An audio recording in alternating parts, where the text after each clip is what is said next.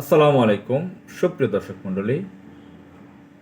শহীদ দেলোয়ার হোসেন সাঈদী বাংলাদেশের সবচেয়ে জনপ্রিয় একজন আলেম, ইসলামিক বক্তা, বিশ্বের অতি গুরুত্বপূর্ণ একজন আলেম, ইসলামিক স্কলার। বাংলাদেশের সবচেয়ে জনপ্রিয় একজন আলেম, ইসলামিক বক্তা, এতে কোনো বিন্দুমাত্র সন্দেহ নেই। বাংলাদেশের কোটি কোটি মানুষ দেলোয়ার হোসেন সাঈদীকে ভালোবাসে। এক নামে সাঈদী একটি শব্দ মানুষের কাছে পরিচিত। বিভিন্ন দল, গোষ্ঠী, বর্ণের, ধর্মের মানুষের কাছে সাঈদী একজন প্রিয় ব্যক্তিত্ব ছিলেন। এই দেলোয়ার হোসেন সাঈদীকে মেরে ফেলা হয়েছে অত্যন্ত কৌশল করে।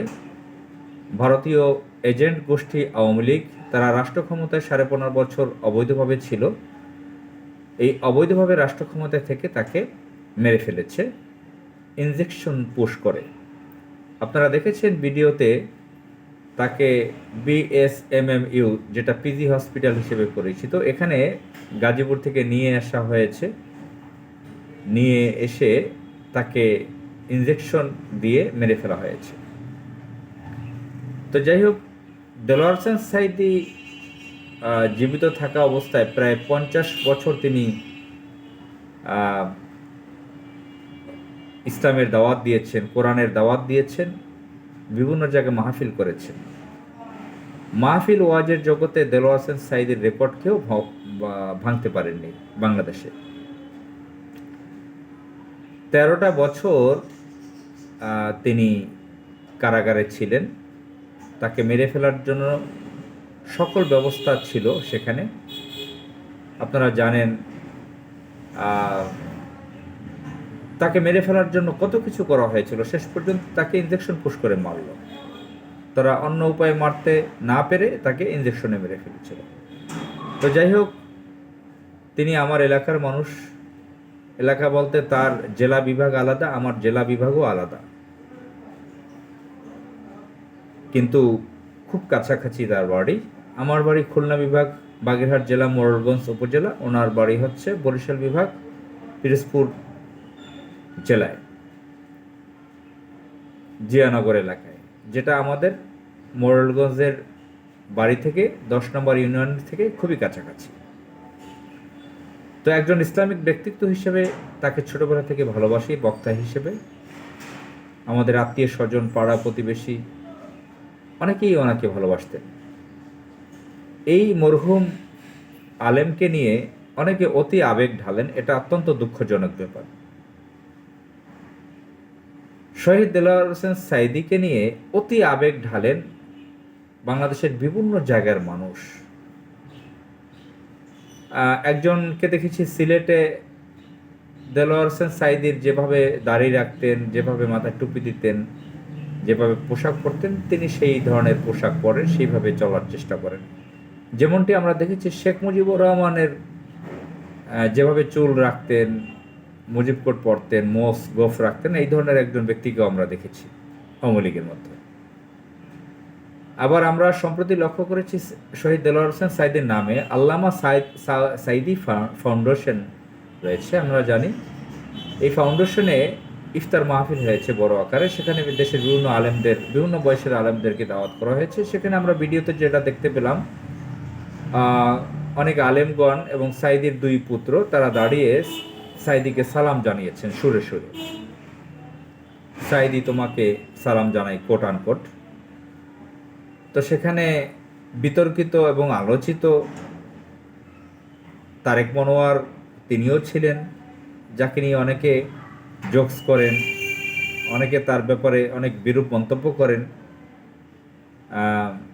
কারণ তিনি ওয়াজের ভিতরে বিভিন্ন ধরনের বিতর্কিত কথাবার্তা বলেন। তো তিনিও সেখানে ছিলেন, তিনিও খুব সাঈদী ভক্ত। সেখানে কয়েক সারি লোক দাঁড়ানো ছিল, সাঈদীকে সালাম জানাইয়েছে সুরে সুরে। আবার ভিডিওতে দেখতে পেলাম কেউ কেউ মুখ বুজে আছেন, এ ধরনের কোনো শব্দ উচ্চারণ করতেছেন না। বোঝা গেল যে হয়তো তারা ওখানে দাঁড়ানো লেগেছে, দাঁড়িয়েছে, তারা এটা পছন্দ করেন না, এরকম একটা ভাব। এখানে শহীদ আলী আহমদ মোহাম্মদ মুজাহিদ সাহেবের ছেলেকেও আমরা সেখানে দেখলাম দাঁড়িয়ে আছেন, মিস্টার মাবরুর। অনেককে দেখেছি সেখানে। এখন এই যে দাঁড়িয়ে সালাম জানিয়েছেন, আমরা ছোটবেলায় বাংলাদেশে যে মিলাদের সংস্কৃতি দেখেছি, ইয়ানবী সালাম আলাইকা, এটা নিয়ে বাংলাদেশে বিভিন্ন বিতর্ক রয়েছে। আমাদের প্রিয় নবী হজরত মোহাম্মদ সাল্লাহ সাল্লাম ইন্তেকালের পর সাহাবিগণ এই ধরনের কোনো মিলাদের আয়োজন করেন নাই। এটা অনেকে বলে বেদায়েত। এটা আস্তে আস্তে উঠে গেছে। আগে দোকান উদ্বোধন, বাসা উদ্বোধন, বিভিন্ন প্রতিষ্ঠান উদ্বোধনে মিলাদ ছিল, এখনও আছে, তবে আগের থেকে খুব কম। আমরা তো 90-80 দশকে ছোট ছিলাম, তখন প্রচুর দেখেছি এটা বাংলাদেশে। ঢাকায়, চিটাগংয়ে দেখেছি, এলাকায় দেখেছি, গ্রামে, সব জায়গায় দেখেছি। এখন খুব কম, এখনও হচ্ছে, সব জায়গায় না। তো এখন বাংলাদেশ জামাত ইসলামের লোকজনই এই মিলাদ পড়ার বিরোধিতা করেন বেশি। এজন্য অনেক ইসলামিক মন মানসিকতার লোক আছেন যারা জামাত ইসলামের সমালোচনা করে, এবং জামাত ইসলামের রাজনৈতিক আদর্শ নিয়ে, বিভিন্ন কাজকর্ম নিয়ে তাদের প্রচুর সমালোচনা আছে। এবং জামাত ইসলাম বিভিন্ন পীরপন্থী, পীর পূজা, পীর কেন্দ্রিক যে ব্যবসা, পীর পূজা, কবর পূজা, মিলাদ পড়া, এই ধরনের তথাকথিত সংস্কৃতি কালচারগুলো পছন্দ করেন না, এটা তারা জানেন। এই জন্য জামাত ইসলামের এজন্যও তারা সমালোচনা করেন। সেই তারাই অনেকে ভিডিও দিয়েছেন। এখানে একজন দেখলাম ঢাকা ইউনিভার্সিটির ফার্সি এবং উর্দু বিভাগের সাবেক চেয়ারম্যান, তিনি একজন প্রফেসর, বিশ্বের বিভিন্ন ইউনিভার্সিটিতে তিনি গেস্ট টিচার হিসেবে আছেন, ক্লাস নেন, একজন বেশ নামকরা ব্যক্তি। তিনিও এটা শেয়ার দিয়েছেন যে আমার নবীজিকে সালাম দাঁড়িয়ে দেওয়া যায় না, এখানে সাইদিকে দাঁড়িয়ে তাহলে সালাম দেওয়া জায়েজ, এটা তারা প্রশ্ন রেখেছেন। আরও অনেককে দেখেছি এরকম শেয়ার দিয়েছেন সামাজিক যোগাযোগ মাধ্যমে। তো আবার মিলাদ পড়ে, জামাতপন্থী অনেক আলেমরা মিলাদ পড়েন, দোয়া অনুষ্ঠানের দোয়া করেন, তারা সূরা পড়ে, দোয়া, বিভিন্ন ধরনের কোরআনের আয়াত পড়ে, সূরা পড়ে, একটা মোনাজাত ধরেন, কিন্তু দাঁড়িয়ে সালাম আলাইকা বলেন না। অনেক ইমাম সাহেব আছেন, মুয়াজ্জিম সাহেব আছেন, মাদ্রাসার টিচাররা আছেন, জামাত করেন, কিন্তু সমাজের কারণে মিলাদ পড়তে হয়, কিন্তু তারা দাঁড়িয়ে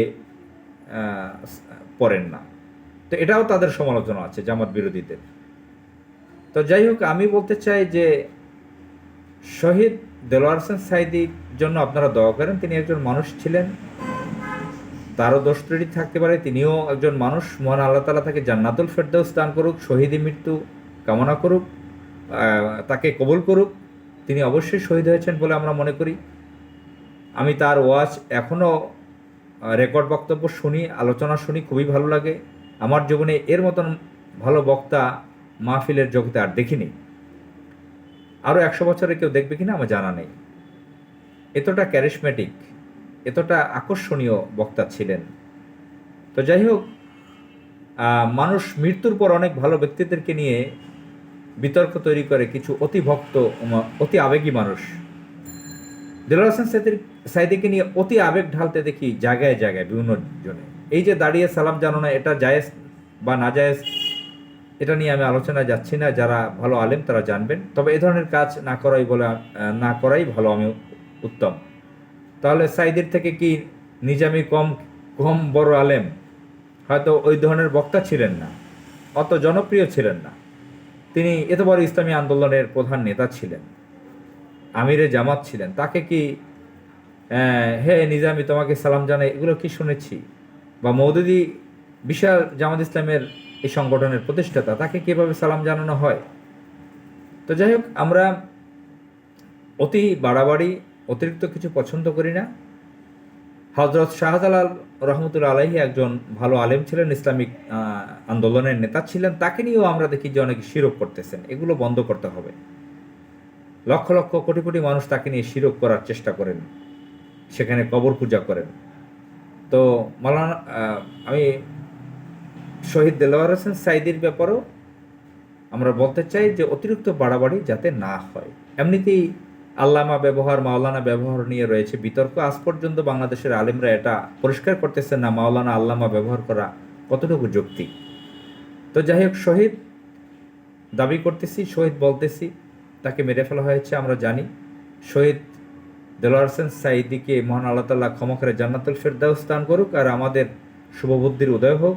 সকলে যাতে আমরা অতিরিক্ত আবেগ ঢেলে কোনো বিতর্কের সৃষ্টি না করি। আসসালামু আলাইকুম।